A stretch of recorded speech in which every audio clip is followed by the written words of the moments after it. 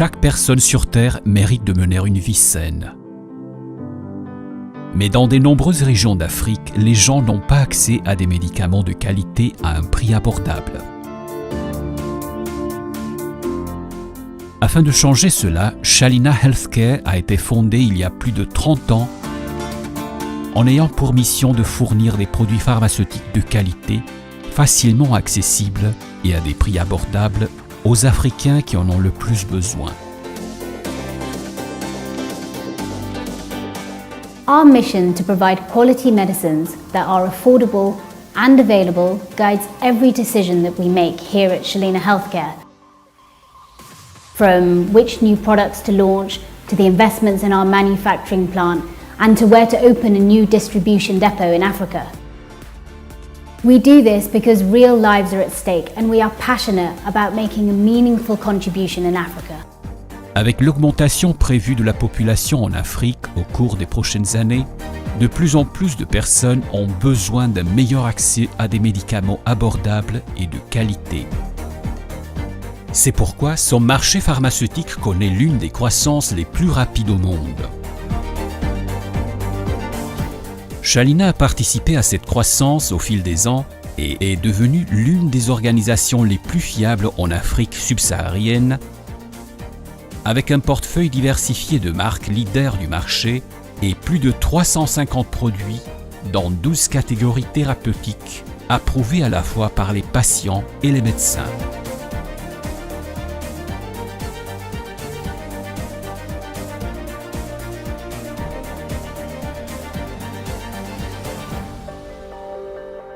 Étant donné que la qualité est un aspect fondamental chez Shalina, tous nos médicaments proviennent d'usines approuvées par l'OMS et ils sont soumis à des contrôles de qualité dans des laboratoires en Inde et en Chine afin de garantir le respect des normes de qualité les plus strictes.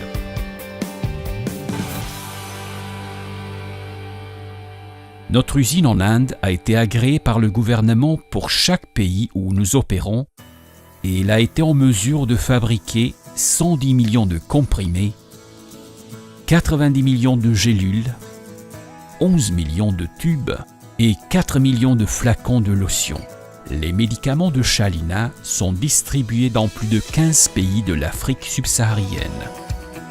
Contrairement à la plupart des sociétés pharmaceutiques, nous opérons une chaîne d'approvisionnement de bout en bout avec un réseau en expansion de plus de 30 centres de distribution Shalina à travers l'Afrique qui approvisionnent directement les hôpitaux, les cliniques, les pharmacies et les ONG. We are able to deliver quality medicines at affordable prices because we have full control of the supply chain from our own manufacturing facilities to our 30 distribution centers across Africa. Therefore, we cut out the middlemen and pass on these savings to our customers who are in effect buying directly from WHO quality approved facilities. Chez Shalina Healthcare, il ne s'agit pas seulement de fournir un produit. Nous croyons fermement à l'importance de s'impliquer dans la communauté et de fournir un soutien de toutes les manières possibles pour assurer une meilleure qualité de vie. Une équipe de plus de 300 professionnels organise des séminaires médicaux, des réunions pharmaceutiques, des présentations de produits et des initiatives de sensibilisation des patients, tout cela pour un meilleur avenir. De plus, Shalina offre régulièrement des bourses d'études et fait des dons à des initiatives importantes telles que la construction des puits, d'écoles et d'églises. Avec la demande croissante de médicaments Shalina, nous élargissons continuellement notre implantation en Afrique. Mais rien de tout cela ne serait possible sans le dévouement de plus d'un millier d'employés qui luttent chaque jour pour l'excellence et qui croient au droit de chacun à des médicaments de qualité et abordables. Chez Shalina, nous nous engageons à trouver des solutions durables pour la santé de l'Afrique, tout en restant fidèles à notre mission première, qui est de fournir des produits de qualité, abordables et disponibles. Nous sommes fiers de contribuer à construire un avenir meilleur pour les personnes dans le besoin.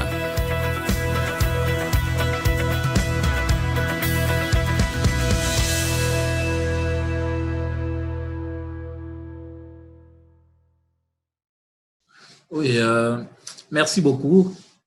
Nous remercions la firme Shalina parce qu'il nous permet de pouvoir déconfiner nos connaissances malgré les confinements physiques que nous connaissons à l'heure actuelle. Et donc, comme j'ai été introduit, je suis le docteur Rémi Kapongo, endocrinologue au clinique universitaire de Kinshasa. Notre activité de ce matin aura deux parties. La première partie sera consacrée au diabète et Covid, et après quoi, nous allons nous diriger vers les amis qui s'occupent des patients diabétiques pour voir un peu quelques aspects pratiques dans la prise en charge du diabète, principalement de type 2. Et quant à la première présentation concernant le diabète et Covid, notre exposé va s'articuler autour des 3 points principaux, notamment le diabète dans les pandémies virales antérieures, le diabète chez les patients Covid actuellement, et puis nous allons aborder quelques aspects de la prise en charge du diabète chez les patients atteints de Covid-19. Malgré que nous allons aborder les 3 points, mais cela ne nous empêche pas de pouvoir quand même dire quelque chose en rapport avec les généralités sur Covid-19. Bien évidemment, je ne veux pas me substituer aux infectiologues, aux éminents virologues par rapport à ça. C'est juste quelques points qui vont nous permettre de pouvoir aussi entamer les autres parties de notre exposé. Et donc, la COVID-19 est une maladie infectieuse qui est provoquée par le SARS-CoV-2. C'est depuis le 11 mars que l'épidémie a été déclarée comme étant une pandémie par l'Organisation mondiale de la santé. Et en guise d'illustration, vous avez les chiffres qui sont là, plus de 3 millions déjà à travers le monde. Il faut dire que près d'1 million sont aussi guéris, quand même que le nombre de décès reste tout de même très, très inquiétant. En République démocratique du Congo, nous avons déjà dépassé la barre de 500. Et donc, au fur et à mesure que nous évoluons, la prévalence ne fait qu'augmenter. Et donc, nous avons tout intérêt à pouvoir bien s'y pencher. Quant à la transmission, eh bien, bon, ça c'est connu, c'est interhumain, contact avec les sections qui se retrouvent dans certains objets. Eh bien, sur le plan de la physiopathologie, vous avez d'abord une réplication virale qui a plusieurs étapes, à peu près 6 étapes. Mais ce qui est important de pouvoir signaler ici, c'est quoi? C'est qu'au niveau du virus et sa surface, au niveau des spicules, il y a une protéine qui est dite protéine S qui entre en contact avec les récepteurs de l'enzyme de conversion de l'angiotensine 2. Et à partir de ce moment-là, il y a les protéases de la cellule hôte qui vont permettre à ce qu'il y ait une certaine hydrolyse et le virus va entrer à l'intérieur de la cellule. Et à partir de ce moment-là, il y a toute une machinerie qui va conduire à la réplication virale. Et donc, lorsque cette réplication virale-là commence, bien évidemment, il y a toute cette cascade de l'inflammation qui sera mise en route. Il y aura les recrutements de lymphocytes T, les autres cellules inflammatoires de premier plan, production de l'interféron. Il faut signaler qu'il y aura aussi la production de beaucoup de cytokines qui seront à la base de ce que nous appelons la tempête des cytokines ou l'orage inflammatoire. Et donc, c'est ce qui est généralement à la base des lésions au niveau des organes. Et étant donné que les récepteurs de l'enzyme de conversion de l'angiotensine 2 se retrouvent non seulement au niveau des alvéoles, il y en a aussi au niveau des voies respiratoires supérieures, il y en a au niveau du cœur, il y en a au niveau des reins, il y en a au niveau du pancréas, etc. Donc, vous comprenez qu'on aura aussi comme conséquence les atteintes respiratoires. Et ici, je suis quand même diabétologue, je dois quand même attirer l'attention sur le fait que le pancréas peut aussi être touché et donc avec la possibilité qu'il y ait des hyperglycémies. Et donc, il a été noté aussi que la plupart des patients COVID-19 avec des cas sévères présentent des comorbidités, parmi lesquelles il y a le diabète sucré, c'est ce qui me concerne. Dans le diabète sucré, il y a aussi l'hypertension et les autres pathologies. Après donc une incubation au maximum de 14 jours, les signes cliniques vont apparaître, notamment la fièvre, vous avez une toux sèche, vous avez une fatigue et beaucoup plus aussi un essoufflement, mais les autres signes aussi sont totalement possibles. Et donc, le diagnostic est posée grâce au test PCR à partir des prélèvements nasopharyngés, bronchiques ou sanguins. Bien évidemment, il faut toujours plusieurs prélèvements pour plusieurs échantillons, types d'échantillons pour permettre à ce que on puisse avoir aisément les diagnostics.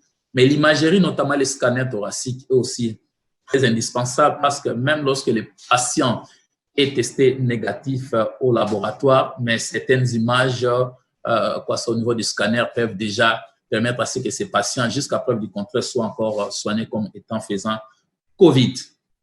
Les traitements actuellement, les volets médicaux, c'est difficile. Il n'y a pas encore un médicament qui a vraiment prouvé son efficacité manifeste.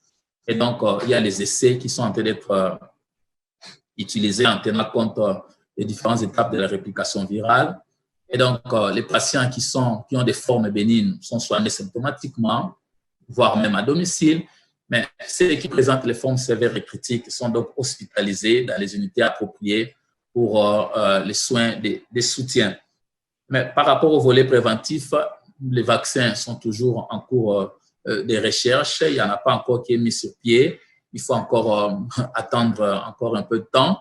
Mais donc, il n'y a que les gestes barrières qui sont alors indispensables pour pouvoir permettre à ce que nous puissions éviter la transmission, la contamination. Et ces gestes sont là. Je ne veux pas revenir sur ça parce qu'on en parle à tout moment.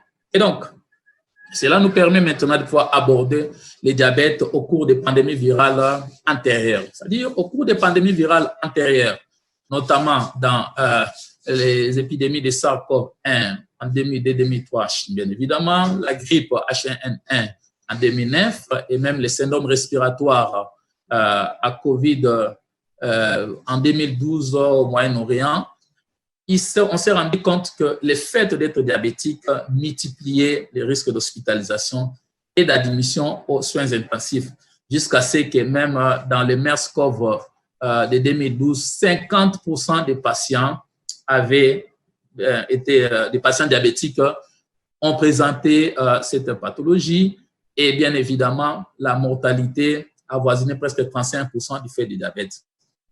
Donc, l'explication est claire. La suppression des fonctions immunitaires chez les patients diabétiques. Ça, c'est ce qui avait été noté au cours des pandémies antérieures. Mais qu'en est-il de la situation actuelle, de la pandémie actuelle? Et donc, il est prouvé aussi que non, les patients atteints de COVID-19 présentent aussi des formes sévères. Et parmi les catégories de personnes qui présentent des formes sévères, il y a aussi les diabétiques. C'est pourquoi vous allez voir en rouge pratiquement, vous avez la prévalence des patients diabétiques infectés par COVID-19. Et par rapport à la morbimortalité, de nouveau, on s'est rendu compte que le fait de faire le diabète augmente vraiment les risques, multiplie les risques par les facteurs 2.3, 2.07, de pouvoir développer les formes sévères, notamment les syndromes de détresse respiratoire aiguë. Et donc, plusieurs études ont même montré que parmi les diabétiques touchés par le COVID-19, la prévalence des non-survivants avoisinait 20 à 31%. Donc, ce qui n'est pas facile. Donc, c'est pourquoi aujourd'hui, il faut quand même que nous puissions attirer une attention spéciale pour les patients diabétiques qui sont touchés par le COVID-19. Alors, pourquoi alors nos patients diabétiques présentent un risque beaucoup plus élevé? Tout simplement parce qu'on a remarqué que chez eux, l'expression du récepteur de l'enzyme de conversion de l'angiotensine D est très augmentée et donc facilement l'infection s'installe, même l'entrée virale. On s'est rendu compte aussi que les patients diabétiques ont une augmentation des taux de furine et d'une protéine transmembranaire sérine 2. Ce sont des protéases qui sont impliquées dans l'introduction du virus dans la cellule et chez les patients diabétiques, c'est augmenté. Sans oublier l'imperfection de la fonction lymphocytaire avec la lymphocytopénie qui s'installe chez les patients diabétiques spécialement, ce qui aggrave la situation.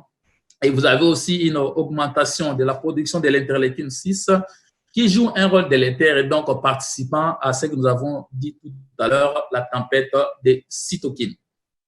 Et donc, le fait d'être contaminé par SARS-CoV-2, il y a un effet sur la glycémie.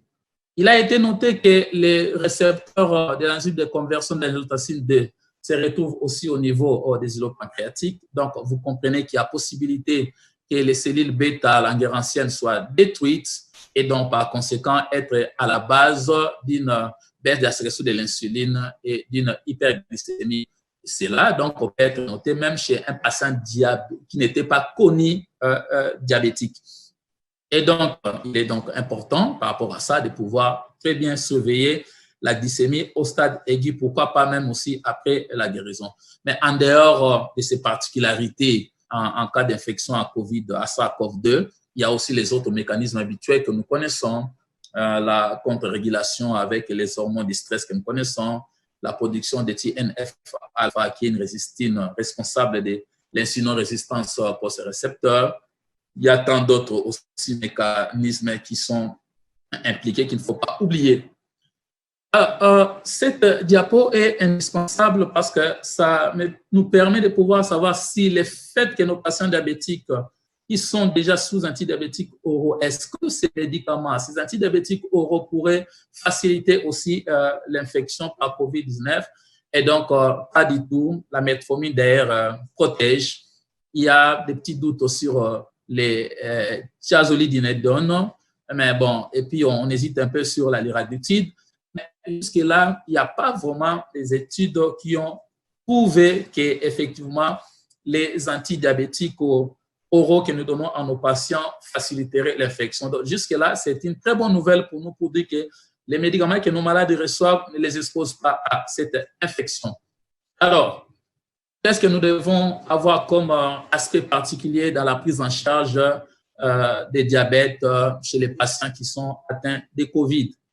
Alors, il y a des principes qu'il faut savoir. Premièrement, l'importance de pouvoir avoir un très bon contrôle de la glycémie, parce qu'un mauvais contrôle est aussi associé à la sévérité de la maladie. Et donc, pour cela, nous devons poursuivre les antidiabétiques oraux lorsque l'infection est bénigne ou alors lorsqu'on peut être hospitalisé, mais avec un apport oral normal, mais toujours tenir compte de quelques contre-indications éventuelles chez les patients qui sont déshydratés, éviter les inhibiteurs des transporteurs de sérum glucose au niveau rénal. La metformine doit être évitée si on vomit et chez les patients hypoxiques parce qu'il y a risque d'acidose lactique. Les sulfonines urée et l'insuline et un pouvoir hypoglycémique important doivent toujours être ajustés régulièrement pour éviter aussi les hypoglycémies qui sont délétères pour la santé de nos patients. L'insuline, quelle est la place de l'insuline chez les patients? Alors, l'insuline est utilisée pour les patients qui sont critiques, en mauvais état et chez qui l'administration orale des médicaments pose problème. Alors, la voie IV, on recourt à la voie IV avec la pousse seringue électrique, mais bien évidemment, vous comprenez qu'avec ça, il faut toujours faire des tests de surveillance répétés et cela augmente les risques d'exposition du personnel soignant, malheureusement. Ou alors, pourquoi ne pas aller avec les analogues rapides par la voie sous-cutanée? C'est une approche qui est acceptable, mais ça ne rassure pas sur un contrôle glycémique optimal. Puis, d'une seule dose d'insuline basale au cours de la journée, là, c'est difficile parce que lorsqu'on est dans des contextes aigus, l'insuline qui est préconisée, c'est l'insuline rapide, soit ordinaire, soit des analogues. Donc, ça sera difficile d'avoir des bons résultats. Alors, la perfusion continue avec la pompe à insuline, c'est une très bonne option. Pourquoi? Parce que surtout lorsqu'on a plus un pancréas artificiel qui peut en boucle fermée avoir un contrôle des glucoses et réajuster les doses de traitement, ça paraît être une option vraiment satisfaisante. D'autant plus qu'avec la pompe à insuline, même à distance, on peut suivre les résultats et réajuster les doses. Alors ici, vous savez que les patients diabétiques sont souvent aussi hypertendus, ils peuvent présenter les maladies cardiovasculaires, ils peuvent présenter la microalbuminurie, etc. Et qu'ils sont généralement sous les unités d'enzymes de conversion et parfois les bloqueurs des récepteurs de l'angiotensine 2. Non, pas trop dans ces débats-ci, mais jusque-là, les cardiologues nous ont dit qu'ils pourront toujours continuer à les prescrire. Ça aussi, c'est une très bonne nouvelle pour nous parce que nos patients diabétiques reçoivent aussi largement ces médicaments. Quand bien même que l'expression de l'angiotensine, des récepteurs de l'angiotensine, de l'enzyme de conversion de l'angiotensine 2 serait augmenté chez les patients à cause de ces traitements, mais il n'y a pas de preuves pour dire que non, les faits de pouvoir administrer ces traitements-là donnaient une mauvaise évolution. D'ailleurs, il a été remarqué même la réduction de la mortalité et même de l'intubation endotrachéale lorsqu'il est passé avait une pneumonie et qu'il continuait avec leurs médicaments habituels, notamment les inhibiteurs des enzymes de conversion et les bloqueurs des récepteurs de la angiotensine D. Et donc, une très bonne nouvelle encore pour nous par rapport à ça. Ne nous inquiétons pas, les statines protègent. D'ailleurs, ça empêche même à ce qu'il y ait la production de beaucoup de cytokines. Ça atténue la tempête des cytokines. Les calcibloquants ne sont pas contre-indiqués non plus. Ils n'ont rien à faire avec les récepteurs de l'enzyme de conversion de l'angiotensine 2. Et donc, l'aspirine aussi, notamment l'aspirine junior, peut être administrée chez les patients coronariens avec des événements cardiovasculaires en prévention primaire ou secondaire. Mais bien évidemment, il faut faire attention lorsque vous avez une coagulation intravasculaire disséminée. Alors, au cours des traitements à pandémie actuelle, COVID-19, nos patients diabétiques ont des problèmes. Ils ne savent plus se déplacer pour aller faire leur activité physique, ils ne savent plus aller vers les gymnases, vers les piscines, ils ne savent pas faire des marches. Ils ont un accès limité aux fruits et légumes frais et donc il faut toujours recourir aux aliments emballés qui sont à conséquent malheureusement riches en calories. Ils ont des difficultés de s'approvisionner en médicaments, en insuline, en aiguilles, anti-jet, etc., etc. Dans l'entretemps, ils gardent un stress mental important parce qu'ils ne savent pas quel est l'avenir de cette pandémie. Ça va s'arrêter quand, d'autant plus que pour la plupart des cas, on n'a pas encore atteint les pics et la maladie, la prévalence ne fait qu'augmenter. Et donc, face à toutes ces situations, nous comprenons bien que nos patients vont présenter une dérégulation glycémique avec des complications, parmi lesquelles vous aurez les complications aiguës, les infections, les syndromes d'hyperosmolarité hyperglycémique, les acidocétodiabétiques, pourquoi pas les événements cardiovasculaires. Et donc, il faut en tenir compte, il faut faire attention. Et donc, pour chuter, quelles sont les mesures que nous devons pouvoir aborder devant nos patients atteints de COVID-19 alors qu'ils sont diabétiques? Nous avons besoin d'une bonne alimentation équilibrée, apportant suffisamment de protéines, de fibres, évitant les graisses saturées. L'activité physique doit continuer parce qu'à la maison, on peut bien utiliser les vélos, les tapis roulants à la maison. On peut toujours bouger un tout petit peu. Il faut insister sur le fait que la prise des antidiabétiques oraux et de l'insuline doit toujours être maintenue auprès de ces patients. Et donc, éduquer les patients pour leur dire que, attention, dès que vous avez les vomissements, une fatigue, une somnolence, un essoufflement, une douleur thoracique, une faiblesse au niveau des membres, et donc il faut vite consulter. Mais dans l'entretemps, ceux qui sont à la maison peuvent toujours être revus par leurs patients à travers la télémédecine. Et donc, pour conclure, nous pouvons dire que le diabète est vraiment associé à une augmentation de l'incidence et de la sévérité des COVID-12. Le fait d'être diabétique, on a démontré que l'entrée virale était facilitée et la réponse inflammatoire était beaucoup plus importante. Il est donc nécessaire d'avoir un très bon contrôle de la glycémie chez les patients qui sont infectés. Et malheureusement, les traitements avec toutes ces restrictions actuelles, ça comprend de plusieurs challenges, mais à l'impossible ni inétenu, on peut toujours, avec des innovations telles que la télémédecine, faire quelque chose pour nos patients. Voilà donc en ce qui concerne la première partie qui était consacrée à l'association COVID-19 et diabète. Et donc, merci pour votre aimable attention. Je suppose que vous êtes en train de noter des questions, vous les enverrez et à la fin de notre exposé, nous ne manquerons pas de pouvoir échanger et avoir tous vos avis. Alors, la deuxième partie est beaucoup plus consacrée aux aspects pratiques de la prise en charge du diabète de type 2. Ici, excusez-moi, par rapport au temps qui nous est imparti, il nous reste 30 minutes pour pouvoir terminer notre séance. Ici, je m'adresse plus aux amis qui internistes, les amis même généralistes qui généralement s'occupent déjà des patients diabétiques. Il y a quelques activités à faire. au point qu'ici, là, je vous ai épargné des généralités, des définitions, des critères, des classifications, de la physiopathologie, complications, etc., etc. Ici, j'aborde directement les aspects pratiques lorsque nous sommes en face de nos patients. Voilà pourquoi notre exposé a 3 points essentiels. Nous allons aborder quand même les principes de la prise en charge diagnostique, parce que lorsque les diagnostics n'est pas très bien formulé, très bien posé, il y a des difficultés pour pouvoir soigner les patients. Et donc, cela nous amènera à la prise en charge thérapeutique.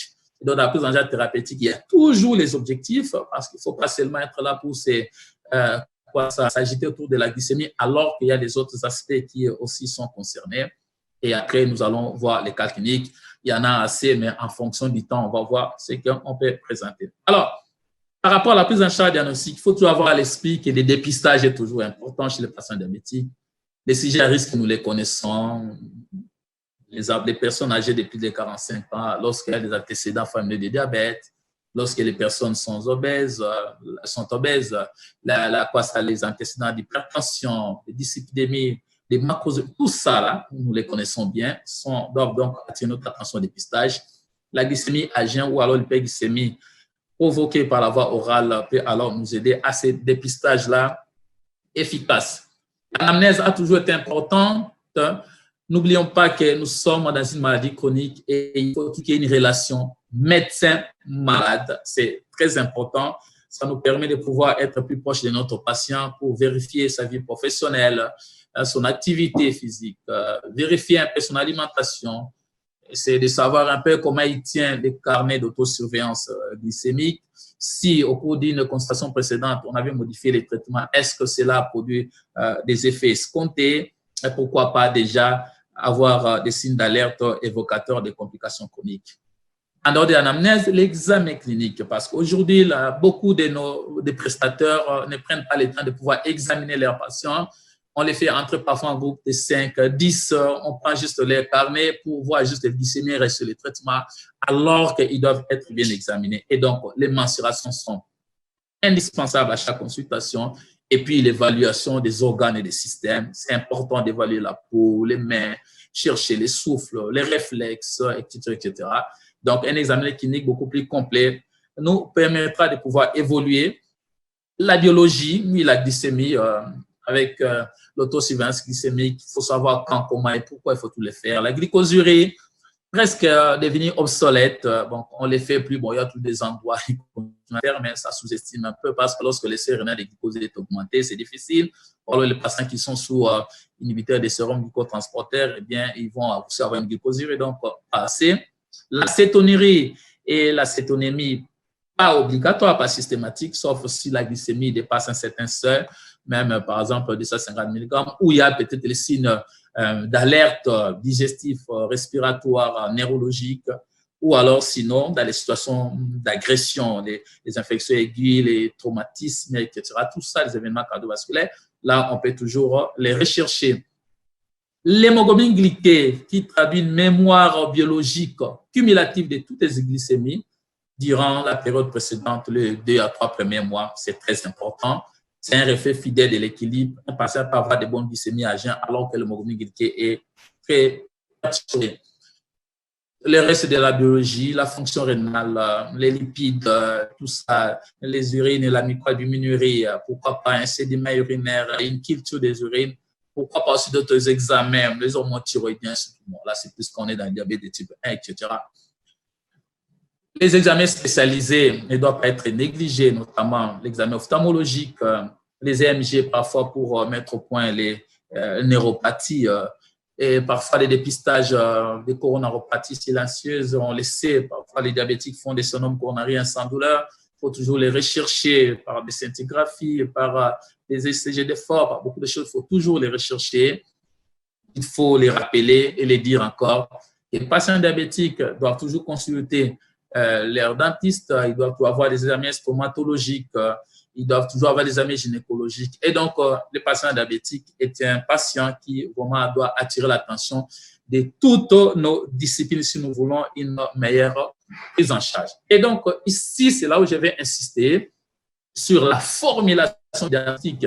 Donc, vous avez compris que les patients qui viennent à un polymorphisme clinique, il peut présenter les signes d'une décompensation métabolique, il peut présenter les signes, c'est-à-dire décompensation métabolique, je vois par là, polyrée, polydipsie, polyphagie, etc. Il peut présenter les signes en rapport avec l'étiologie qui est en train de déséquilibrer son diabète. Il peut présenter aussi les signes d'une étiologie de ce diabète. Si le type 1, il y aura un profil. Si le type 2, il aura aussi un profil. Si aussi c'est un diabète secondaire à une endocrinopathie, il aura par exemple la clinique d'une thyrotoxicose, la clinique d'un syndrome de Cushing, la clinique d'un cytome, etc. Et donc, il peut aussi présenter les signes des complications en présence. Il peut avoir un coma acidocétosique, il aura ces tableaux-là. Il peut avoir une néphropathie diabétique, il présenteront sur ces tableaux.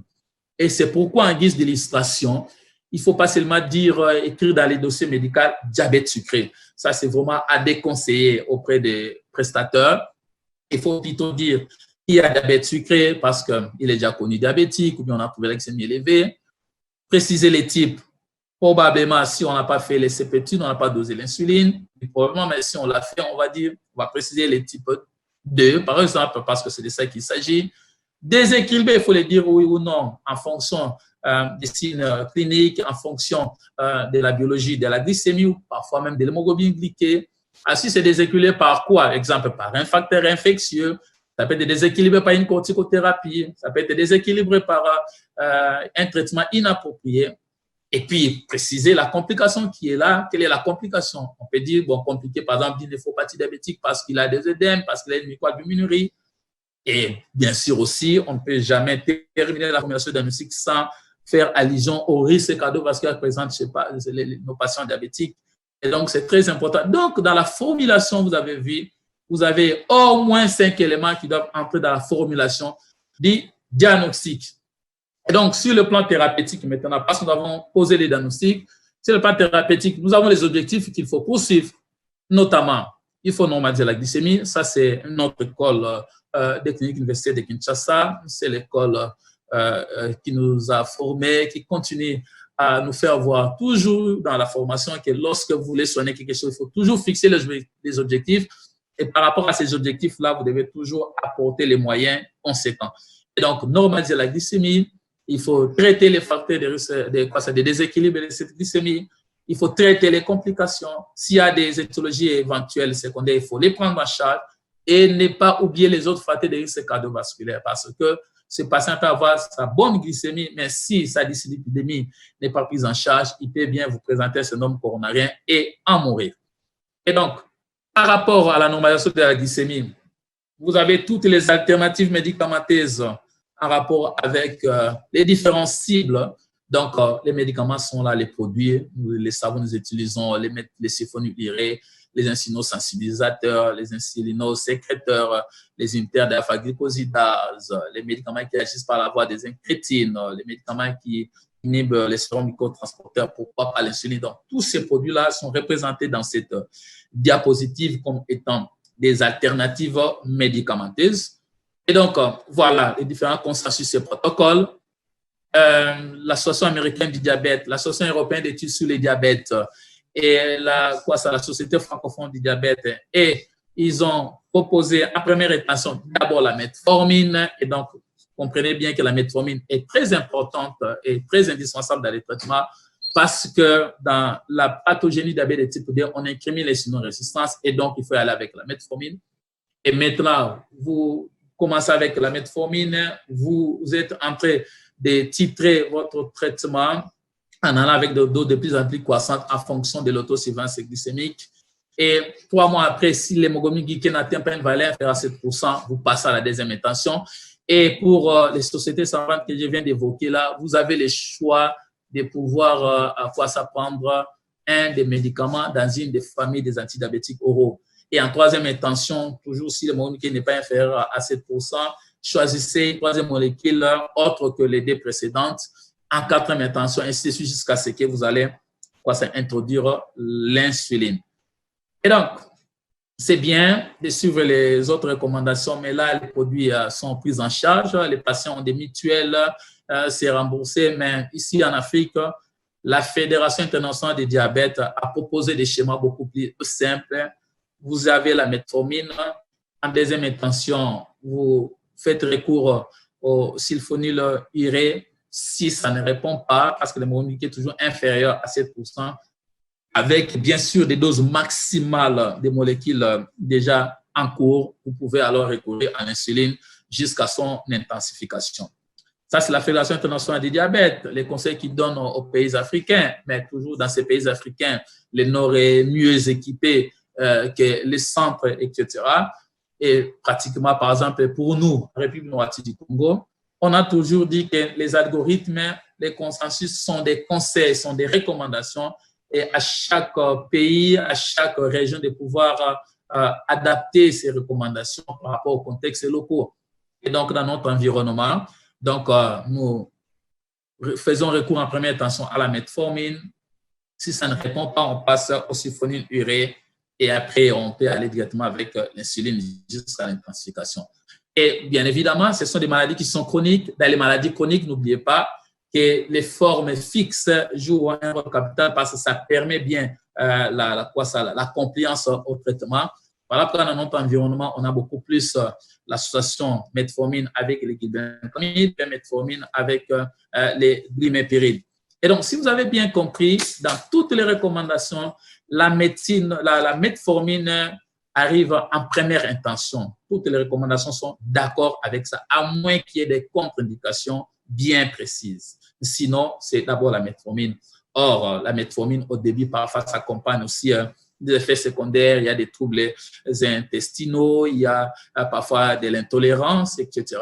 Ce qui fait que de plus en plus, il existe des formes à libération prolongée, comme vous avez cette étude-là qui a essayé de pouvoir montrer de comparer la metformine à libération prolongée par rapport à la médecine à libération immédiate. On s'est rendu compte que lorsqu'on fait recours à la forme à libération prolongée, vous avez moins d'effets secondaires et même le nombre de prises diminue sensiblement. Et donc, cela peut se résumer dans cette diapositive qui vous montre, par exemple, l'association glimépiride avec la metformine. Si vous utilisez la metformine à libération immédiate, voilà, les troubles des égations intestinaux sont élevés et vous devez toujours répéter les doses, même 3 fois. Alors que si vous faites recours à la libération prolongée, retardée, vous avez moins d'effets gastro-intestinaux et donc avec une fenêtre de l'âge, en une fois ou à peine 2 fois, vous pouvez avoir des très bons résultats. Et donc, avec ça, vous aurez une bonne compliance de votre malade, étant donné la place que joue la metformine dans la prise en charge du diabète de type 2. Et donc, n'oubliez pas de pouvoir prendre en charge, prévenir les maladies cardiovasculaires, parce que le diabète à lui-même augmente vraiment les risques cardiovasculaires. On peut déjà, par exemple, dire que même lorsqu'un patient a une tension qui est normale, le fait d'avoir le diabète, ça peut déjà lui conférer un risque cardiovasculaire qui est déjà modéré. Donc, vous comprenez que les maladies cardiovasculaires vont beaucoup se retrouver auprès de nos patients diabétiques. Et donc, pour les prévenir, il faut une bonne normalisation de l'hémoglobine glyquée, une valeur inférieure à 7%. Il faut une pression artérielle optimale. Bien évidemment, je mets inférieure à 130/80. Je n'ai pas besoin de faire chamailler mes amis cardiologues, parce qu'à chaque conférence, à chaque colloque, ils ont toujours des cibles qui nous donnent, bon, nous concédons, mais du moins chez nous, les patients diabétiques, vu les risques cardiovasculaires élevés, des valeurs encore moins de 130/80 nous donnent de bons résultats. Il faut toujours baisser les taux de cholestérol, surtout les LDL, qui est le mauvais, et donc par rapport à ça, donc facilement, les statines nous donnent de bons résultats, mais pendant cette période de pandémie, on n'a pas trop de soucis par rapport à ça. N'oublions pas non plus aussi les autres médicaments qui peuvent être organoprotecteurs, notamment les ARA2, notamment les inhibiteurs d'enzymes de conversion. Même lorsqu'il n'y a pas d'hypertension, un malade myoalbuminérique ou bien macroalbuminérique peut bénéficier de ces traitements. L'activité physique, une alimentation saine, l'arrêt du tabagisme, tout ça, ça nous donne des très bons résultats. Et donc, ce second exposé était vraiment dirigé vers nos amis qui régulièrement sont avec nos patients diabétiques. Ils les prennent en charge. Je vous ai donc épargné de toutes les généralités possibles pour juste aborder les aspects de la prise en charge, d'abord diagnostic et puis thérapeutique. Et donc, avec ça, nous pouvons sans faute aborder donc, ces cas cliniques. Voilà, notre premier cas. J'aimerais toujours qu'on me fasse signe par rapport à mes nombres de minutes pour savoir, j'ai plusieurs cas et savoir quand est-ce qu'il faut stopper parce que j'ai suffisamment de cas cliniques pour pouvoir partager ensemble. Voilà, nous avons cette Camerounaise de 56 ans qui pèse 50 kilos pour une taille de 1,43 m avec un indice de masse corporelle calculé à 28 km². Et donc, par rapport à ça, nous comprenons déjà qu'il est en surpoids. Avec une pression artérielle qui est à 156,98 mm de mercure, on signale que dans ses antécédents, elle est hypertendue, elle a une hyperlipidémie et déjà même une microalbuminurie. Même dans la famille, ses deux parents sont hypertendus et la mère est même décédée d'un événement cardiovasculaire. Vous savez que perdre un parent d'un événement cardiovasculaire avant un certain âge, selon qu'on est homme ou femme, est aussi un risque cardiovasculaire. Et donc, ce patient est diagnostiqué depuis 1 mois comme faisant le diabète sucré, mais jusque-là, aucun traitement ne lui a été prescrit. Alors, il vient à votre rendez-vous parce que il a une hémoglobine glyquée à 9,8 et une glycémie à jeun qui est à 180 mg par décilitre. Et voilà, on nous demande de pouvoir reformuler les diagnostics. Je rappelle que dans la reformulation diagnostique, diabète, type, équilibré ou pas, par quoi, complications à présence. Voilà comment toujours reformuler notre diagnostic. Et donc, un peu de réflexion. Je sais que vous êtes en train de réfléchir ensemble avec moi, même si on vous a demandé de pouvoir éteindre vos micros pour transmettre vos occupations par message que nous écrivons et nous allons réagir à la lumière de nos connaissances. Et donc, voilà, le cas est là. Et donc, si on nous demandait de pouvoir reformuler les diagnostics, premier diagnostic, nous pouvons dire, voilà, on n'a pas fait les C-peptides, on n'a pas fait c'est l'insuline, bien évidemment. On peut dire que c'est un diabète sucré, probablement de type 2. Le temps qu'on puisse se confirmer par ces bilans-là. C'est un diabète découvert il y a 1 mois. C'est un patient à plus de 40 ans avec beaucoup d'antécédents, beaucoup d'autres facteurs cardiovasculaires. En tout cas, c'est beaucoup plus le type 2 qui est beaucoup plus probable. Donc, c'est un diabète probablement de type 2. Alors, mais ici, là, regardez, équilibré ou pas, mais la glycémie à jeun au-delà de 180, il y a quand même des objectifs. Il faut toujours avoir des glycémies à jeun autour de 110. Bon, le glycémie postprandial autour de 145. Bon, on accepte pour certaines comorbidités, à certains âges, de pouvoir remonter un peu l'objectif. Mais donc, avec une glycémie à jeun 180, rien à faire, c'est un patient qui est déséquilibré. Donc, nous allons dire que ce diabète formé de type D est déséquilibré. Alors, mais c'est déséquilibré par quoi? Tel que nous regardons, il est déjà diagnostiqué diabétique, mais jusque-là, il n'y a aucun traitement qui lui a été prescrit. Donc, on peut dire que ce déséquilibre est probablement lié à un traitement qui est inadéquat. On ne fait même pas mention au régime. Est-ce qu'il a un régime équilibré? On ne sait pas. Et donc, c'est un diabète qui est déséquilibré. Alors, les complications, compliquées de quoi?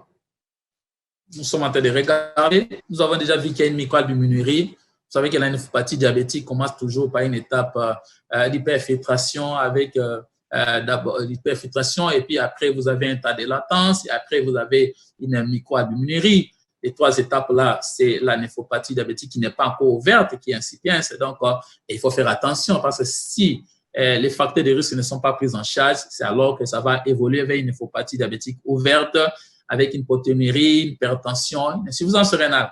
Et donc ici, la complication, c'est déjà une néphropathie diabétique à un certain stade. Bon, on verra avec les compléments, les dosages de la créatinine et du reste. Les autres complications, ça ne paraît pas d'emblée être évidente, mais ça n'empêche pas de les rechercher. On les recherchera pour savoir s'il n'y a pas d'autres complications éventuelles. Ça, c'est par rapport au diabète sucré. Donc, le deuxième diagnostic, c'est une hypertension artérielle. Bon, probablement, c'est les grades 1 parce qu'on est en dessous des 160-70, probablement les grades 1, qui n'est pas contrôlé parce que la pression artérielle est très élevée. Nous avons dit qu'il faut que nos patients puissent avoir une pression artérielle inférieure à 130/80, bon, sinon encore inférieure à 140 sur 90. Mais là, il y a une pression artérielle à 156 sur 98. Donc, cette pression artérielle n'est pas contrôlée. Et les risques cardiovasculaires ici, c'est un risque cardiovasculaire qui est élevé parce qu'il est diabétique, il a l'hypertension. Avec la myocardiuminurie, ce sont des patients chez qui il faut faire vraiment très attention. Le troisième diagnostic, c'est la dyslipidémie, probablement parce qu'on avait diagnostiqué une hyperlipidémie il y a quelques temps. Bon, on verra si, étant donné qu'il n'y a pas eu un traitement, si ça s'est amélioré, mais on ne croit pas sûrement que ça sera encore aussi beaucoup plus augmenté. Mais n'oublions pas aussi toute l'information diagnostique dénoncer quand même le surpoids, parce que les patients avec le surpoids, ils ont une insulino-résistance aussi qui est augmentée et qui doit aussi guider la prise en charge. Et donc voilà, ça c'était la formulation diagnostique par rapport au premier point. Alors, au deuxième point, il est question de pouvoir compléter les bilans. Alors, dans les compléments des bilans, bien évidemment, il y a les bilans en rapport avec les contrôles glycémiques au long cours. C'est l'hémoglobine glycée à 9,8 il y a un mois. Pourquoi ne pas refaire pour avoir une idée exacte actuellement? On va faire les bilans en rapport avec la fonction bêta-pancréatique pour savoir si c'est un patient qui continue à produire encore de l'insuline. Il ne faut pas qu'on soit surpris par une étape d'insulino-récurrence. Je n'y crois pas trop, mais il faudra quand même faire tout ça, les C-peptides. Il faut aussi demander les bilans en rapport avec les retentissements. Non, mon maître, professeur Kassia, même qu'on dit les bilans des complications. Il préfère le retentissement pour l'hypertension. Leçons reçues et assimilées. Et donc, il faut faire les bilans des complications. Par rapport au bilan des complications, eh bien, vous avez l'examen ophtalmologique, vous avez l'ECG, vous avez l'échographie cardiaque, vous allez au niveau des reins faire l'urée et la créatinine. Et chaque fois que vous avez la créatinine, toujours calculer les taux de filtration glomérulaire. Aujourd'hui, il y a des applications, même dans nos machines, on peut les faire aussi aisément. Et puis, vous allez doser, chercher la myocardiuminurie et puis encore, pourquoi pas la protéinurie de 24 heures sur la myocardiuminurie est positive. Et donc, voilà un bilan par rapport aux complications que nous pouvons avoir par rapport à ce diabète. Et après, il y a les bilans des autres facteurs de risque cardiovasculaire associés. Ces bilans des autres facteurs de risque cardiovasculaire associés sont constitués de quoi? Donc, vous avez un profil lipidique, surtout avec les LDL, qui généralement ne doit pas être au-delà de 100. Vous avez les triglycérides, c'est pas bon que ça dépasse 150. Et donc, vous aurez ces bilans-là. On peut faire aussi, rechercher aussi l'acide urique, qui aussi est un facteur de risque cardiovasculaire aussi non négligeable. Et puis, on peut aussi donc faire les autres examens. Bon, voilà, par rapport au bilan à compléter, si je peux me récapituler, vous avez compris qu'il faut compléter les bilans en rapport avec la fonction bêta-pancréatique, en rapport avec les contrôles glycémiques au long cours, en rapport avec les complications et en rapport avec les autres facteurs de risque cardiovasculaire. Alors, lorsque vous avez circonscrit les cas de cette manière ici, vous pouvez alors proposer un traitement. Bien évidemment, ici, on nous demande de pouvoir proposer des traitements en termes d'objectifs et de moyens. Proposer des traitements en termes d'objectifs et de moyens. Et donc, quels sont les objectifs? Bien évidemment, normaliser la glycémie, traiter les facteurs de déséquilibre, traiter les complications en présence, traiter les autres facteurs de risque cardiovasculaire. Et donc, par rapport à la normalisation de la glycémie, bien sûr, vous avez les mesures hygiéno-diététiques avec une alimentation, recourir aux aliments, surtout par rapport aux glycides, à index glycémique faible pratiquement. Et vous avez les régimes en rapport avec les autres facteurs de risque cardiovasculaire. J'y reviendrai, mais par rapport à la normalisation de la glycémie, donc il y a ces mesures hygiéno-diététiques, une alimentation équilibrée. Et puis, vous avez les médicaments. Ces patients étaient soignés depuis pratiquement un mois, mais jusqu'à il n'y a aucun traitement. C'est une faute. C'est une erreur, c'est une faute parce qu'on devait déjà lui prescrire les traitements avec cette hémoglobine glycée. Et donc, nous allons recourir aux antidiabétiques oraux pour l'instant parce qu'on ne sent pas l'imminence de les mettre sous insuline. Et parmi les antidiabétiques oraux, nous avons dit, en première intention, c'est toujours la metformine. Mais est-ce que nous allons donner la metformine seule? C'est imprudent parce que notre patient a déjà un taux d'hémoglobine glycée qui est à 9,8. Plusieurs écoles préfèrent assez que lorsque l'hémoglobine glycée dépasse déjà ces seuils-là, écoutez, ça sera difficile de le contrôler le plus rapidement possible. Hein, et donc, on peut déjà aller avec une association. Et donc, la metformine, c'est déjà retenu. On peut commencer avec des fois 500. Une semaine après, on commence à titrer 850, pas jusqu'à des fois 1000. Et sinon, bon, si on ne veut pas avoir des doses de plus en plus fréquentes avec des effets secondaires, on peut recourir à la forme à libération prolongée. Mais à cette metformine, il faudra associer un sulfonylurée. Alors, dans les sulfonylurées, vous avez les choix, vous, en tant que diabétologue, utiliser les sulfonylurées en respectant les recommandations, en respectant les effets secondaires, en respectant les contre-indications éventuelles. Et donc, vous irez avec ce traitement-là, avec des rendez-vous répétés pour voir comment évoluera la glycémie de votre patient. Ça, c'est en rapport avec la normalisation de la glycémie. Mais en rapport avec les facteurs de déséquilibre, ici, nous avions incriminé probablement un mauvais traitement. Le fait que nous venons d'instaurer un traitement approprié, nous pensons que ça va bien évoluer. En rapport avec les complications, bon, nous allons voir ce que va nous donner les bilans que nous avons demandés, battement de la tête aux pieds. Mais déjà, si cette microalbuminurie se confirme, on peut compléter avec la protéine de 24 heures. Et ce patient est aussi hypertendu. Je crois que les recours aux médicaments, aux inhibiteurs du système rénine-angiotensine, ça va nous apporter des bénéfices vraiment escomptés dans l'organoprotection. Ça, c'était le traitement par rapport aux complications. Et si nous trouvons d'autres complications, bien évidemment, nous allons les prendre en charge. Et enfin, le traitement des autres facteurs cardiovasculaires. Si on trouve qu'il y a une dyslipidémie, eh bien, on va donner à ces patients-là une statine, ça va l'aider. Si on trouve qu'il y a un excès de triglycérides, on va lui donner des phénofibrates, ça va donner un bon résultat, mais sans oublier toujours les mesures hygiéno-diététiques avec une alimentation pauvre en calories tout en évitant les graisses donc saturées. Toujours par rapport au facteur cardiovasculaire, son hypertension est là, qui n'est pas bien équilibrée et donc qui n'est pas bien contrôlée. Il faudra recourir à un traitement. Ici, moi, personnellement, j'hésite à recourir à la monothérapie seule. Et la bithérapie, ici, je crois, va nous donner des excellents résultats. Et bien évidemment, les choix d'un médicament du système rénine-angiotensine, des inhibiteurs du système rénine-angiotensine, ça serait une bonne chose. Et à ces deux molécules, on pourra associer une deuxième molécule. Ça peut être un carcinogène ou un diurétique. Ça va donc bien nous aider. Et donc, voilà un peu. Nous avons suffisamment pris le temps avec ces cas cliniques pour pouvoir tout ça l'analyser. Et je sais que je n'ai pas été exhaustif, je n'ai pas été complet.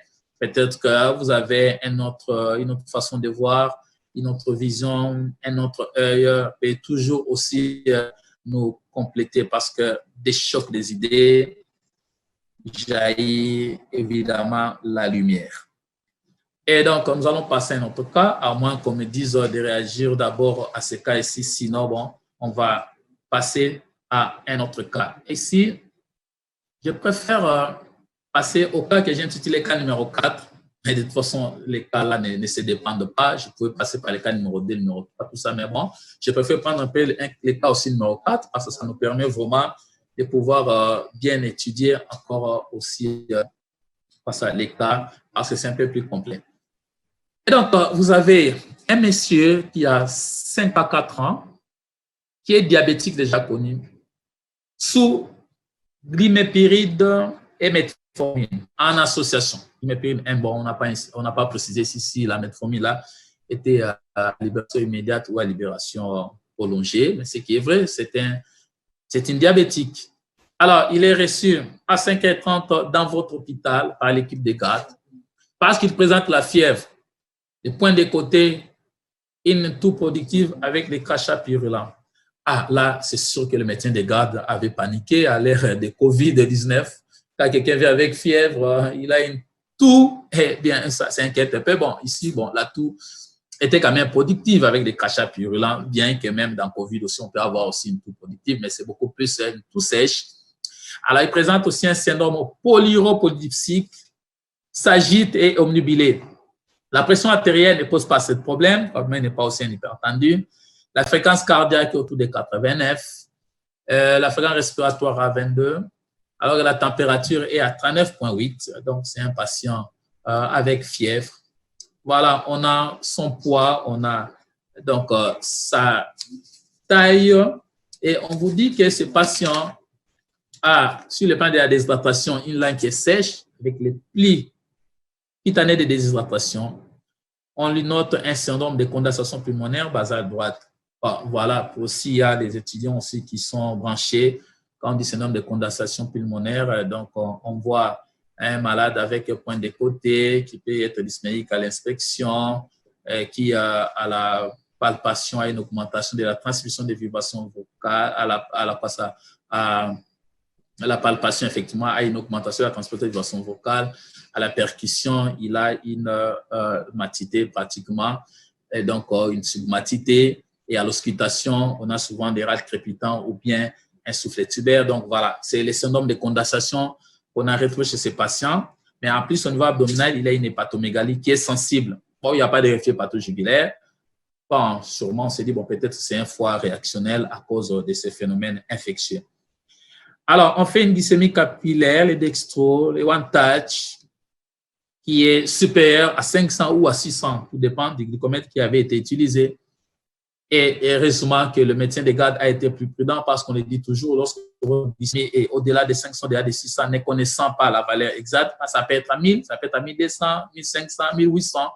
Et donc, il faut toujours aussi recourir au dosage biochimique au laboratoire. Heureusement que le médecin de garde a obtenu ce résultat qui est à 820 mg par décilitre. On a aussi un ionogramme avec une natrémie qui est à 150 000 équivalents, déjà au-delà de 135, au-delà de 136. Une CRP qui est élevée, ce patient a une hyperleucocytose neutrophilique, je ne sais pas, peut-être 15 000, 18 000, etc. Alors, on calcule l'osmolarité, on trouve à peu près la valeur là de 370 millimol. Et donc, à la radio, vous avez le syndrome alvéolaire basal droit qui pratiquement corrobore avec la clinique de ces patients-là. Voilà, donc c'est un diabétique. Il est sous antidiabétiques oraux en combinaison fixe, mais qui vient parce qu'il a un problème infectieux, un tableau infectieux à point de départ qui est pulmonaire. Et donc, l'orientation de ce point de départ pulmonaire nous fait craindre une pneumonie. Et donc, ces patients-là, au niveau des laboratoires, a une glycémie qui est élevée, une natrémie qui est élevée, une osmolarité qui est également aussi élevée. Alors, nous devons de nouveau encore reformuler notre diagnostic par rapport aux éléments en présence. Alors, voilà, je vous laisse quelques secondes, quelques minutes. Nous avons déjà résumé les cas. C'est un diabétique qui vient quasiment en coma avec une glycémie élevée, une osmolarité élevée et un tableau infectieux. Sa radio n'est pas normale. De toutes les façons, ici, là, même si nous sommes pendant la période de pandémie à COVID-19, les médecins de garde avaient paniqué un peu, mais là, quand même, on a quand même un syndrome alvéolaire, alors que, bon, dans la maladie à COVID-19, c'est beaucoup plus des images en verre dépoli, des interstitiopathies. Bon, excusez-nous, les radiologues, parfois nous utilisons les termes que vous n'appréciez pas beaucoup sur le plan sémiologique. Et donc, voilà, nous avons au moins une orientation vers une pneumonie peut-être communautaire, une pneumonie bactérienne non spécifique. Donc, c'est beaucoup plus ça que vraiment COVID. Qu'à cela ne tienne, nous allons donc essayer de reformuler les diagnostics. Merci. Vous avez réfléchi avec moi. Nous avons réfléchi tous ensemble. Alors, comment on va reformuler les diagnostics? Par rapport à la réformulation des diagnostics, nous avons dit, nous sommes devant un diabète sucré, probablement type 2, probablement toujours pas, je n'ai pas de C-peptides, je n'ai pas la fonction bêta-pancréatique, probablement de type 2. Ça, le diabète est là parce qu'il est déjà connu diabétique. Même si la glycémie aujourd'hui était normale, il est déjà connu diabétique, donc diabète sucré probablement de type 2. Deuxièmement, ce diabète est déséquilibré. On a un syndrome polydipsique sur le plan clinique. Et sur le plan de la biologie, on a aussi une glycémie qui est à 320 mg par décilitre, c'est très élevé, donc déséquilibré. Alors, ce déséquilibre-là, c'est par quoi? Déséquilibré par, vous avez ce stress infectieux qui est là, ce facteur infectieux, vous avez une pneumonie probablement basale droite, donc c'est ce qui déséquilibre probablement ce diabète. Mais est-ce qu'il y avait déjà un déséquilibre aussi déjà en rapport avec son traitement? Est-ce que le traitement qu'il recevait là, à base de glimépiride et metformine était à dose suffisante? Ça aussi, on ne sait pas. S'il était suivi, on peut regarder dans son dossier. Mais sinon, bon, voilà, là, dans tous les cas, c'est déséquilibré pour l'instant par ces facteurs infectieux. Tous ces hormones de contre-régulation sont là, toutes ces cytokines, l'insulinorésistance, eh bien, ça peut expliquer ces déséquilibres-là. Alors, compliqué maintenant de quoi? Il y a possibilité que ce soit compliqué d'un phénomène aigu, notamment d'un coma hyperosmolaire. Ou sinon, certains vont parler des syndromes hyperosmolarité hyperglycémique. Et donc, vous avez probablement ça, tout simplement parce que vous avez l'osmolarité qui est au-delà de 340. Bon, certains ouvrages parlent même d'une osmolarité au-delà de 350 milliosmoles par. Et donc, par rapport à ça, disons que c'est compliqué de ces comas hyperosmolaires ou bien des syndromes d'hyperosmolarité hyperglycémique. Donc, voilà, jusque-là, ce qu'on peut dire. Mais cette complication en présence, c'est une complication qui est aiguë. C'est possible aussi de pouvoir avoir des complications chroniques. Bon, les bilans approfondis, on en tiendra compte. On demandera aussi pour être sûr que voilà, il n'y a pas des stigmates d'atteinte chronique au niveau rénal, au niveau cardiaque, au niveau vasculaire, etc., etc. Et donc, qu'est-ce que nous allons demander pour compléter les bilans? Comme toujours, les bilans, c'est toujours en rapport avec la clinique qui est en présence. Il y a une obnubilation. Bon, on dit passer aussi les signes méningés ou pas, je ne sais pas. Bon, donc, les bilans peuvent toujours être compliqués complétés par rapport à ces problèmes aigus. Hein, tout ça d'une ponction lombaire possible. Ces bilans peuvent toujours être complétés par un scanner si on pense qu'on veut avoir beaucoup plus de précision. Tant mieux, il n'y a pas de problème. Mais sinon, par rapport à ces facteurs infectieux, on a déjà l'essentiel. Mais après, il faut compléter les bilans avec les bilans de contrôle glycémique au long cours. Avant, on peut décider l'hémoglobine glyquée. L'hémoglobine glyquée est élevée, ça nous dira que ce patient n'était pas très bien contrôlé. Écoutez, ce n'est pas les facteurs infectieux aigus qui peuvent directement élever l'hémoglobine glyquée, qui est les reflets de glycémie par les 3 premiers mois précédents à l'examen. Vous allez faire aussi, on va faire aussi les bilans de la fonction bêta-pancréatique, je le répète encore, important, indispensable pour être sûr que nous sommes vraiment devant un cas de diabète de type 2. On va faire les bilans en rapport avec les complications. Comme toujours, je le répète, les fondeurs ECG, fonction rénale, fonction, tout ça, cardiaque, l'échographie cardiaque, tout ça là. Si vous avez, en examinant des soucis au niveau des membres, vous pouvez toujours faire l'échographie Doppler des membres, on peut toujours faire un angioscan des membres, etc. Tout ça. Donc, tous ces examens-là seront toujours dans les bilans-là que vous allez demander. Et n'oubliez pas aussi, parce qu'il a une obésité, vous allez probablement aussi pouvoir compléter les bilans en rapport avec les autres facteurs cardiovasculaires, chercher une dyslipidémie. Bon, on prendra bien la pression encore pour être sûr qu'il n'est pas aussi hypertendu. Et donc, voilà, les bilans, on va compléter avec l'acide urique. Bref, toujours respecter les différentes étapes, la fonction bêta-pancréatique, les contrôles, les bilans, les contrôles glycémiques au long cours, les bilans des complications, les bilans des autres facteurs de risque cardiovasculaire. Et donc, tout ça, ça sera demandé. Alors, à la troisième question, On vous dit, est-ce que nous craignons une complication aiguë ou chronique ici chez ces malades? Oui, comme complication aiguë, oui, il y a cette infection qui est là. L'infection aussi peut être une complication et à la fois facteur de déséquilibre. Donc, il y a de manière aiguë cette infection qui est là, la pneumonie basale droite. Vous avez les syndromes d'hyperosmolarité hyperglycémique, vous avez donc ce coma hyperosmolaire qui est oscillation des complications aiguës que nous avons en présence. Bon, les complications chroniques, pas manifestes d'emblée, et donc je crois qu'avec les bilans, Fondaire, ECG, créatinine, urée, microalbuminurie, protéinure de 24 heures, échographie cardiaque et tout ça là, les Doppler des vaisseaux supracarotidiens, des membres inférieurs, bon voilà, ça nous dira si nous n'avons pas déjà aussi une complication chronique. Ces malades doivent être soignés parce que si on ne les fait pas, il va mourir. Mourir de quoi? De ces problèmes, de cette affection aiguë qui vient de présenter, de cette infection. Et donc, nous devons proposer un traitement d'urgence. Alors, par rapport au traitement d'urgence, toujours comme objectif, nous devons normaliser la glycémie, nous devons très bien réhydrater ces patients parce que dans le cadre des syndromes hyperglycémie hyperosmolaire, il faut une bonne réhydratation. On pourra aller à 6-8 litres, mais il y a toujours des formules qui nous permettent parfois de faire des calculs. Alors, les choix des liquides, là, c'est quoi? Bon, certains disaient à l'époque de solutions hypotoniques, mais parfois difficiles avec les complications que cela peut entraîner avec édème cérébral, etc.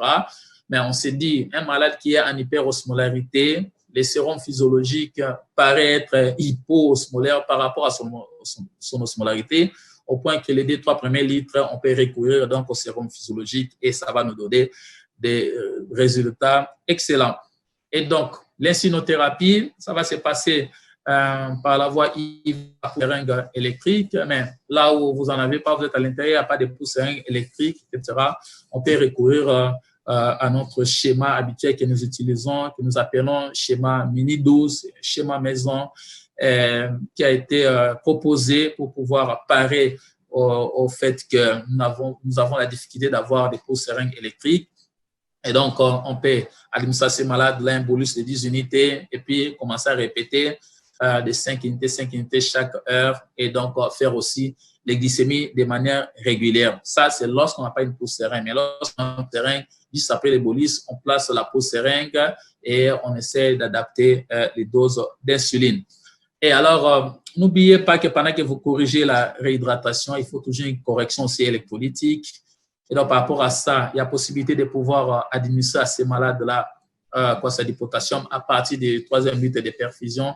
Si vous aviez les taux de potassium bien avant, ça va aider. Mais si on n'a pas, on peut y aller de manière empirique. Et donc, voilà à peu près par rapport au traitement d'urgence. Bon, l'hyperosmolarité avec possibilité d'hypercoagulabilité, toujours une anticoagulation préventive. Les restes, c'est le nursing, toujours en aiguille, n'oubliez pas, l'antibiothérapie, notamment les bêta-lactamines par rapport à sa pneumonie basale.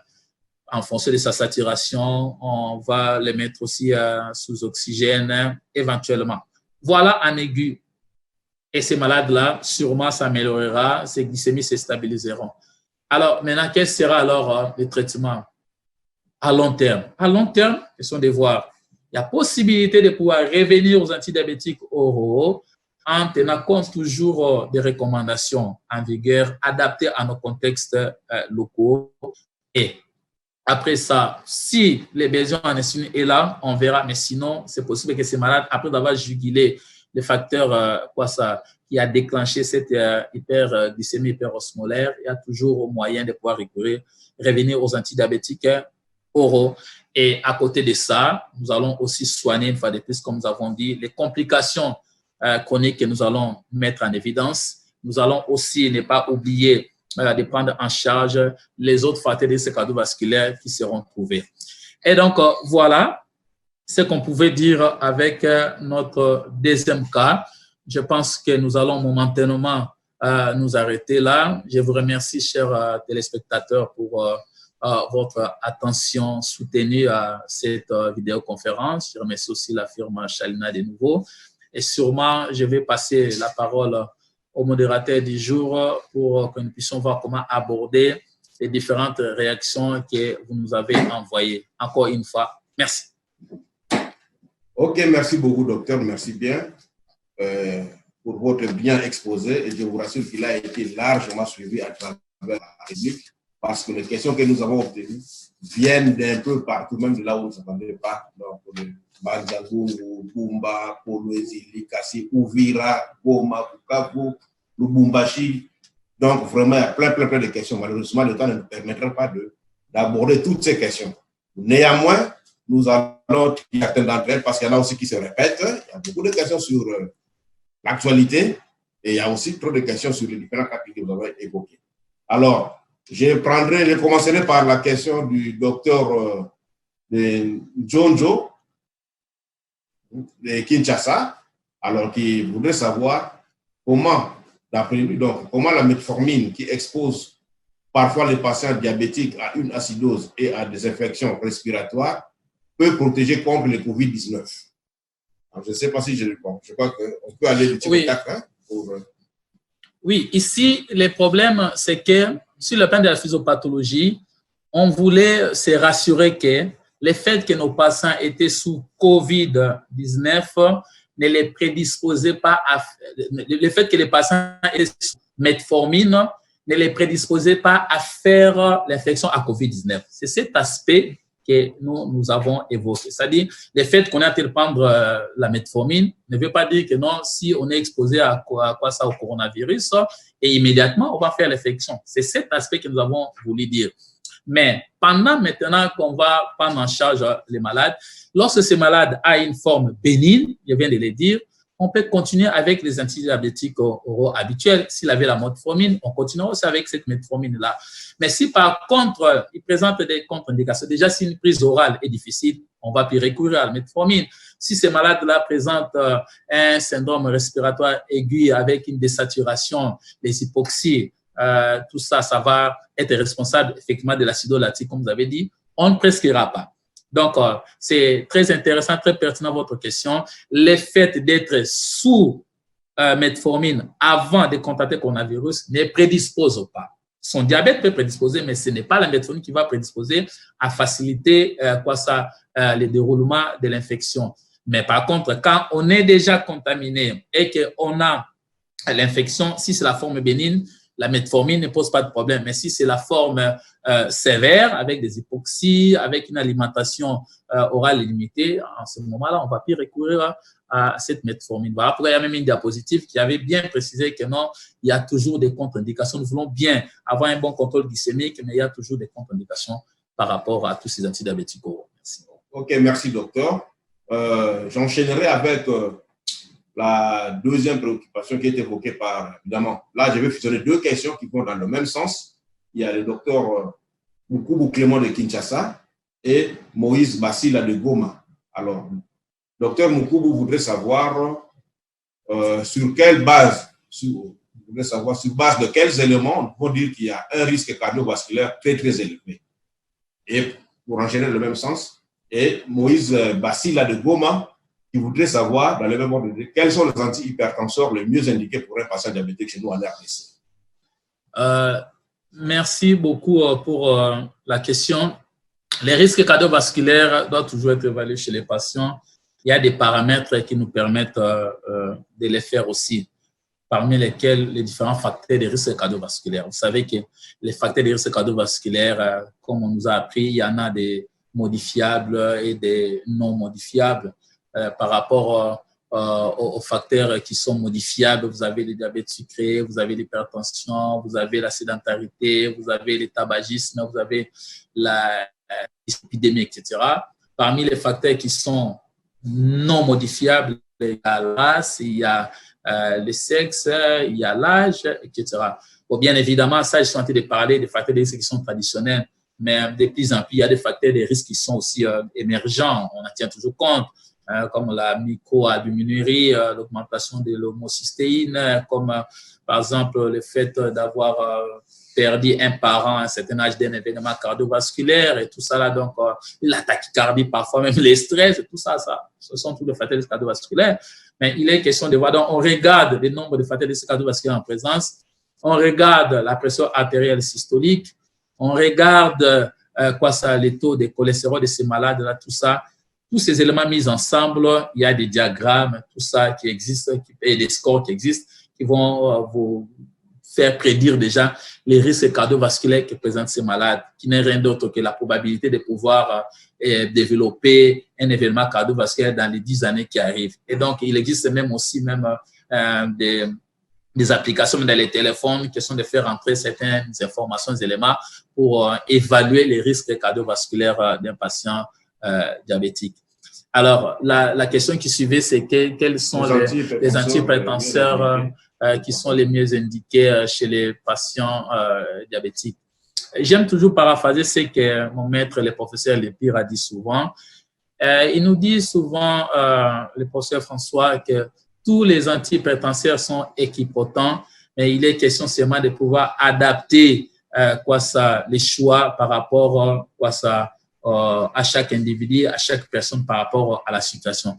Alors, lorsque vous êtes devant un patient qui est hypertendu et qu'il a encore un diabète, sachez déjà que son risque cardiovasculaire, le peu qu'il puisse avoir, c'est modéré et puis à élevé et très élevé.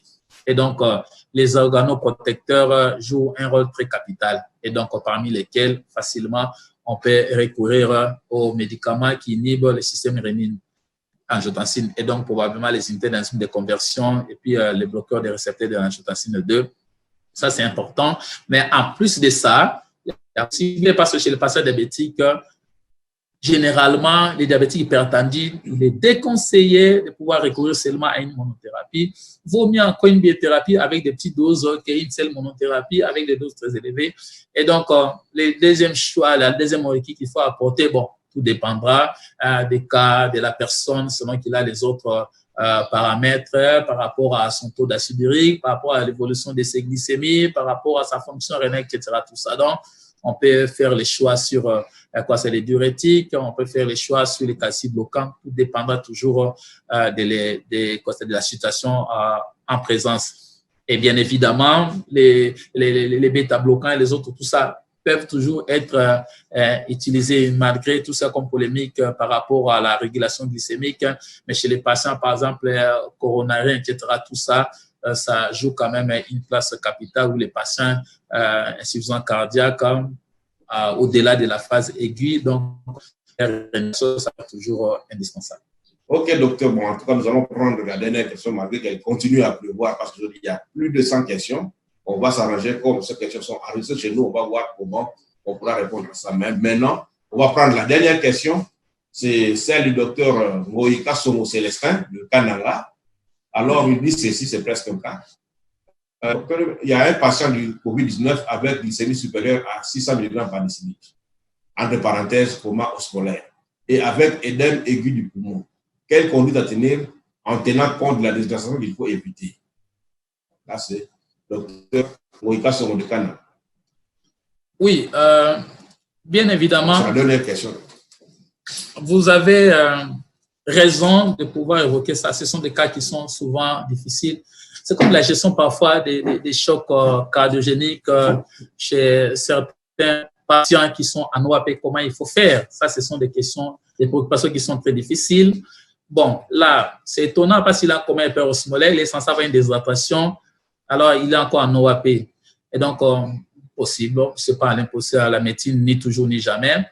Cet OAP, alors je ne crois pas que ça sera hémodynamique par surcharge de volume. Ça sera probablement un OAP qui sera lésionnel. Et donc ici, effectivement, la situation sera difficile parce que chaque fois qu'on cherchera à remplir, ça va aggraver son tableau pulmonaire.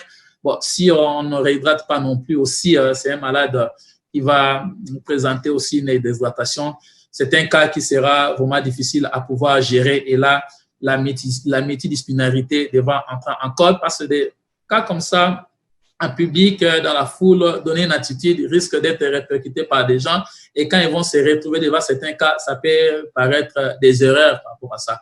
Et donc, facilement, inbox, par appel et tout ça là, on peut toujours être en contact pour voir un peu comment on peut gérer cette situation-là. Mais je sais que là, vous êtes à Kananga, vous avez un malade qui a un coma hypersmolaire, nous le pensons, qui présente un OAP. Ça sera probablement un OAP lésionnel parce que c'est difficile à soi hémodynamique parce qu'il charge des volumes étant donné qu'il est déshydraté de l'autre côté. Par rapport à l'insulinothérapie, vous serez obligé de recourir au schéma mini-dose parce que là, je ne crois pas que vous avez la pousseringue électrique pour administrer votre insuline. La réhydratation ne serait prudente. Vous n'allez pas aller avec des fortes doses de 4 litres, etc. Tout ça, non. Ça sera de plus en plus prudente et dans l'entretemps, vous aurez toujours un peu les diurétiques amers pour pouvoir donner au cas où vous êtes appelé, contraint de les faire.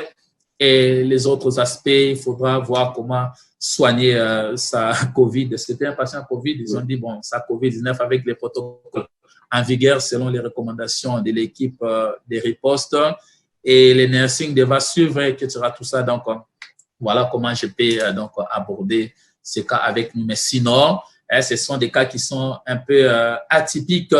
On ne sait pas donner un point de vue qui puisse être consensuel. On peut peut-être encore discuter aussi comme ça en privé pour savoir un peu ce qu'on peut faire parce qu'en public, il y a des attitudes qui risquent d'être très mal interprétées par les autres praticiens. Merci bien, docteur.